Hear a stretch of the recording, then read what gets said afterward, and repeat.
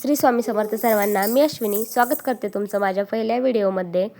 तर आज आहे भोगी आणि उद्या मकर संक्रांती. सर्वांना भोगीच्या आणि मकर संक्रांतीच्या खूप खूप शुभेच्छा. उद्यापासून सूर्य मकर राशीत प्रवेश करणार आणि तसं दिवस हा तिळातिळाने वाढत जाणार. म्हणूनच तर म्हणतात तिळगुळ घ्या आणि गोड गोड बोला.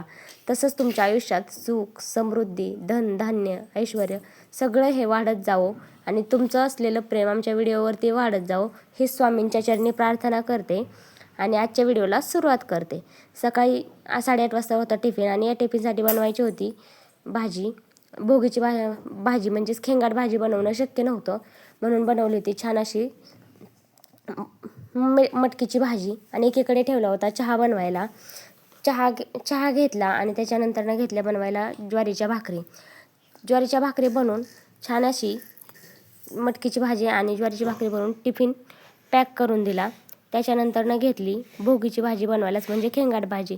यासाठी वांग, घेवडा, हरभरा, वाटाणा, गाजर आणि चाकवत, बोरं, हुरडा हे सगळं छान असं शिजवून घेतलं आणि नंतरनं वाटणही बनवायला सगळं खोबरं, कांदा हे भाजून घेतलं.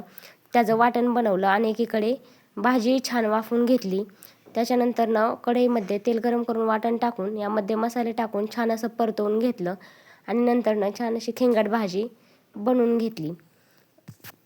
तर ही खेंगाट भाजी बनवून झाली आणि नंतर एकीकडे छान अशा तीळ लावून बाजरीच्या भाकरी बनवून घेतल्या. सगळं बनवून छान असा खणांना आणि देवांना नैवेद्य दाखवला आणि नंतर टिफिन भरून दिला.